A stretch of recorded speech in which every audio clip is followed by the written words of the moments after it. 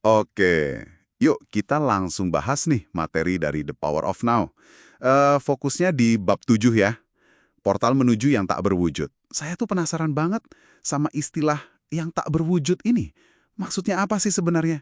Dan kok kayaknya penting banget gitu? Iya, betul. Istilahnya emang agak unik ya.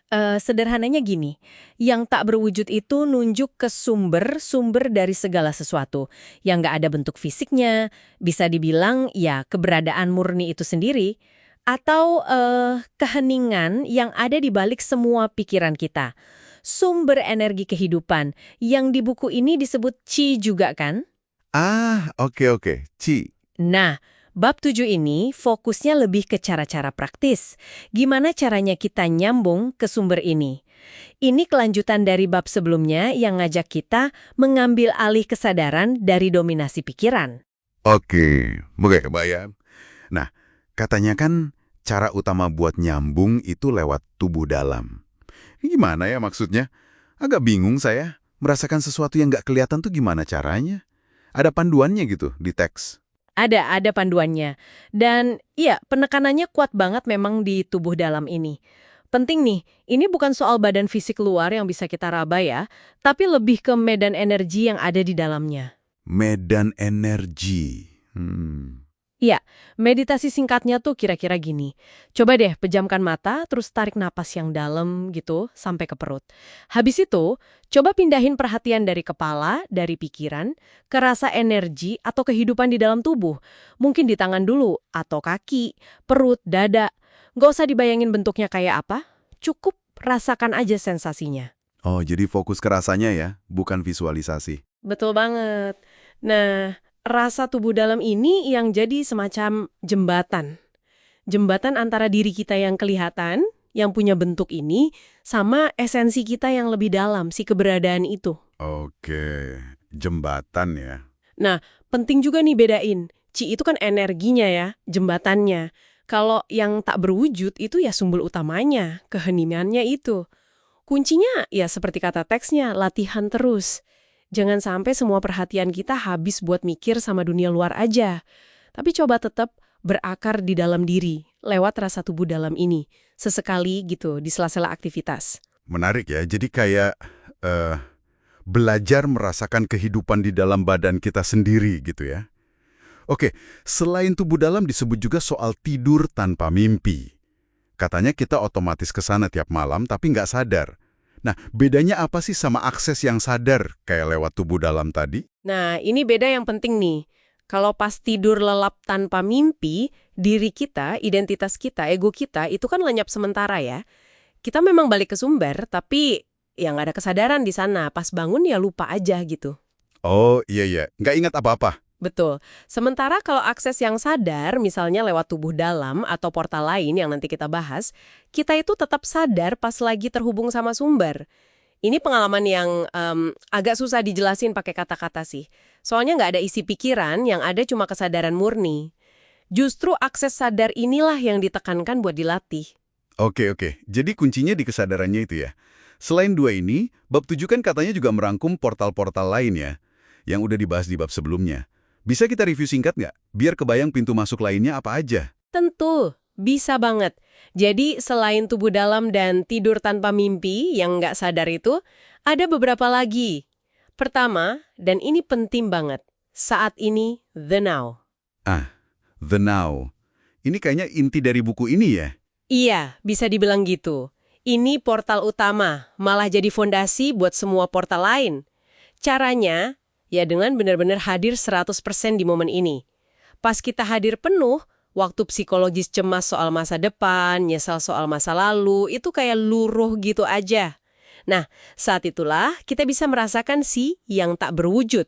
Merasakannya gimana tuh?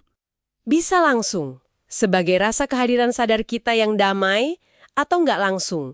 Dengan tiba-tiba kita jadi lebih peka merasakan esensi ilahi dalam segala hal di sekitar kita. Ada kutipan bagus di teksnya itu, bunyinya kira-kira, pisahkan sepotong kayu, aku ada di sana. Angkat sebuah batu, dan kau akan menemukan aku di sana. Wah, dalam banget itu. Oke, saat ini, terus ada lagi soal menghentikan pikiran ya. Waduh, ini kayaknya yang paling susah buat banyak orang, termasuk saya. Haha, iya, iya. Ini tantangan umum. Portal berikutnya memang penghentian berpikir. Maksudnya bukan berarti otaknya berhenti total ya, tapi lebih ke menciptakan jeda di antara arus pikiran yang biasanya nggak berhenti itu. Jeda. Gimana caranya? Bisa lewat fokus ke napas, itu cara klasik. Atau meditasi. Atau bahkan sesederhana kita mengamati sesuatu, misal bunga atau awan, tapi tanpa kasih label, tanpa komentar dalam hati. Cuma ngelihat aja. Kenapa ini penting? Karena menurut teks ini, pikiran yang terus-menerus itulah yang mengurung kita di dunia bentuk, memisahkan kita dari sumber. Oke, jeda dalam pikiran. Lalu ada pasrah, surrender. Ini kesannya kayak pasif gitu ya, menyerah. Nah, ini sering disalahpahami. Pasrah di sini tuh bukan nyerah kalah atau jadi lemes gitu, tapi lebih ke melepaskan penolakan batin kita terhadap apa yang sedang terjadi saat ini. Jadi bukan menolak kenyataan, aduh kok gini sih, harusnya nggak begini. Oh, jadi lebih ke acceptance ya, penerimaan. Tepat. Saat kita menolak kondisi saat ini, ego kita malah jadi makin kuat, makin kaku. Dengan pasrah, kita kayak melunakkan cangkang identitas kita itu. Nah, dari situlah yang tak berwujud bisa bersinar melalui diri kita. Oke, masuk akal. Jadi bukan pasif tapi aktif menerima ya. Terus ada lagi, keheningan, silence, sama ruang space. Ini agak abstrak nih, gimana cara kerjanya sebagai portal? Iya, ini agak subtil. Kalau keheningan, coba deh perhatikan bukan cuma suara, tapi juga jeda hening di antara suara-suara itu. Atau jeda antar kata pas orang ngobrol. Saat kita menyadari keheningan di luar, itu bisa memicu keheningan di dalam batin kita juga. Pikiran jadi ikut tenang. Ada kutipan bagus dari Meister Eckhart yang disebut di buku. Tidak ada di dunia ini yang begitu mirip Tuhan seperti keheningan. Menarik. Fokus ke jeda heningnya ya. Kalau ruang? Nah, kalau ruang, space, ini mirip. Coba deh, jangan cuma fokus sama benda-benda di sekitar Anda, tapi coba sadari juga ruang kosong di antara benda-benda itu. Ruang tempat benda-benda itu ada. Oke, ruang kosongnya. Iya. Nah, padanan di dalam diri kita itu adalah kesadaran itu sendiri. Kesadaran kan kayak ruang batin tempat pikiran dan perasaan muncul dan hilang. Jadi, dengan menyadari ruang fisik di luar, itu bisa bantu kita menyadari ruang batin kita, kesadaran murni yang ada sebelum pikiran muncul. Mengingatkan ke konsep Buddhis juga ya, esensi dari segala sesuatu adalah kekosongan. Wah, banyak juga ya ternyata pintu masuknya. Tapi ada satu hal nih yang bikin saya agak, kaget ya. Di situ dibilang kalau cinta itu bukan portal, tapi justru sesuatu yang datang lewat portal. Kok gitu ya? Bukannya kita sering dinasehati buat mencari cinta? Nah, ini poin yang menarik banget emang. Jadi teks ini ngejelasin kalau cinta, dalam konteksnya nih ya, itu lebih ke perasaan atau realisasi dari rasa satu kesatuan kita dengan sumber, dengan keberadaan being. Oh, jadi kayak hasil akhirnya gitu. Bisa dibilang gitu. Perasaan kesatuan dan welas asih ini muncul secara alami setelah salah satu portal tadi kebuka. Entah itu lewat tubuh dalam, saat ini, pasrah, atau yang lain. Jadi tugas kita bukan mencari cinta di luar sana, tapi lebih ke menemukan atau membuka portal di dalam diri kita ini. Nah, ketika kita udah terhubung dengan sumber lewat portal itu, barulah cinta sejati dalam arti kesatuan itu bisa mengalir melalui kita ke dunia. Oh, gitu ya. Jadi fokusnya di membuka aksesnya dulu, bukan ngegar perasaannya. Oke.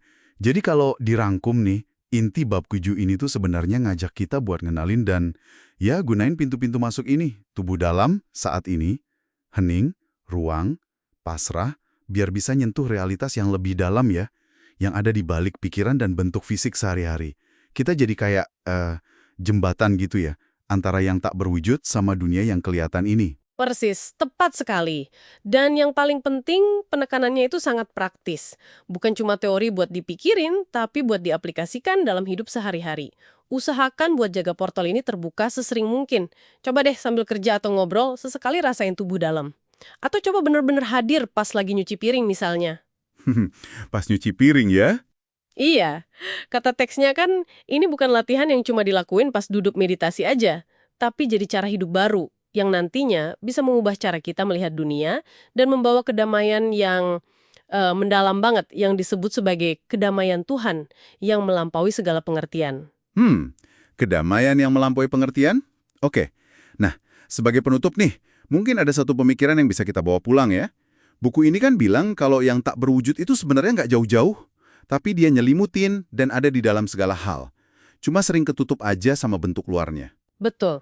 Nah, kira-kira nih, apa ya yang bakal berubah dalam cara kita melihat atau merasakan sesuatu kalau kita mulai iseng-iseng gitu, secara sadar, mencoba mencari atau merasakan keheningan atau ruang justru di tengah-tengah keramaian atau di dalam benda-benda biasa di sekitar kita sehari-hari? Mungkin nggak sih ada penemuan menarik di sana? Coba aja direnungkan.